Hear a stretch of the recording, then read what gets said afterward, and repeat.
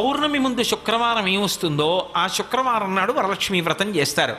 వరలక్ష్మీ వ్రతం చెయ్యడానికి అసలు ఈ వ్రతం ఉన్నది అని మొట్టమొదట లక్ష్మీదేవి ఎవరికి చెప్పింది? చారుమతికి చెప్పింది. తెల్లవారు లేస్తే మనం కథ చదువుతాం. చారుమతి ఆ మాటకు అర్థం ఏమిటి?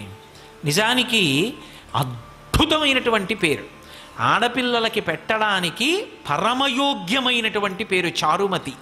ఎంత చక్కటి పేరు! చారు అంటే సత్, మంచి అని, చాలా చక్కటి ఆలోచన కలిగినది, విశాల బుద్ధి కలిగినది. మతి బుద్ధి, మంచి బుద్ధి కలిగిన పిల్ల, దానికి అర్థం చారుమతి. చారుమతి నిద్రపోతున్నటువంటి చారుమతి కలలోకి వచ్చింది లక్ష్మీదేవి.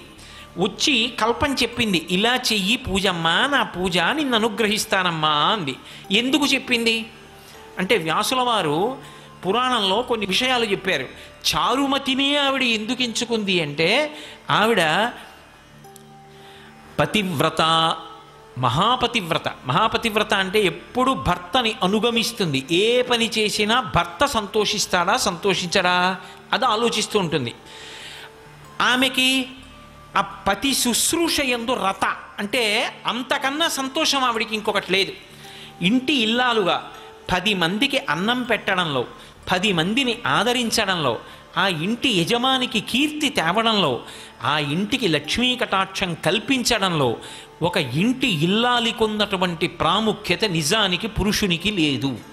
నేను పరమ సత్యం చెప్తున్నాను మీతో. పురుషుడిదా ఐశ్వర్యం, ఇంటి ఇల్లాలిదా అంటే ఐశ్వర్యము ఇల్లాలిదే. ఎందుచేత అంటే నా ఇంటికి ఒక అతిథి వచ్చాడు అనుకోండి, నా ఇంటికి అతిథి వస్తే ఆ అతిథి కడుపు నిండా అన్నం తిని వెళ్ళాడన్న తృప్తి నాకు దేని చేత కలుగుతుంది?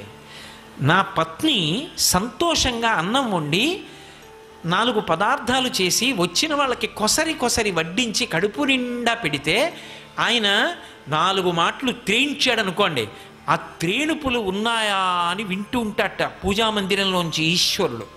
నన్ను నమ్ముకున్నవాడొకడు ఈ ఇంట్లో కూర్చుని త్రేయించాడు, కాళ్ళు కడుక్కుని చేతులు కడుక్కుని వెళ్ళాడు. ఆయన త్రేణుపు వినపడింది, దాన్ని లెక్కలోకి తీసుకుంటాట ఐశ్వర్యాన్ని నిలబెట్టడానికి. మనం తినడం కాదు, ఇంటికొచ్చిన అతిథి త్రేయించి వెళ్ళాడా? మీరు చెప్పండి, అది నా చేతిలో ఉందా నా భార్య చేతిలో ఉందా? ఇంటికొచ్చిన అతిథికి అన్నం, అయ్యా కూర్చోండి అన్నం వండుతానన్నాను అనుకోండి, ఆయన ఏమంటాడు? అయ్యో ఎందుకంటే ఏం పర్వాలేదు, నాకు వీళ్ళు కూడా తెలిసిన వాళ్ళు ఉన్నారు, తప్పకుండా రమ్మని నిగ్రహించారు, ఇంకొక మాట వస్తానులేండి అంటాడు. ఎందుకని? ఆవిడేమో కోపంగా అటు ఇటు తిరుగుతోంది అనుకోండి, ఆయన వండుతానన్నాడు అనుకోండి, ఆ ఇంటి అతిథి అన్నం ఎందుకు తింటాడు? అదే అన్నయ్య గారు మీరు ఒక్కనాటికి వెళ్ళడానికి వీలు లేదు, మీరు రావడం మా అదృష్టం, మీరు ఇవాళ చెల్లి చేతి భోజనం తిని వెళ్ళవలసిందే, అనుబంధం కూడా కలిపి నేను పెడతాను మీరు తినవలసిందే అని పరమోత్సాహంతో వండుతోందనుకోండి, వచ్చినవాడు కాళ్ళు కడుక్కుని చేతులు కడుక్కుని అనుష్ఠానం చేసుకుని వచ్చి ఆ భోజనానికి కూర్చుని సంతోషంగా తింటాడు. ఇప్పుడు నా ఇంట ఒక అతిథి అన్నం తినడం ఎవరి మీద ఆధారపడింది? ఆమె మీద ఆధారపడింది. నిజానికి ఎవరిది వైభవం అంటే ఇల్లాలిదే వైభవం. ఎవరికి ఎందుకండి?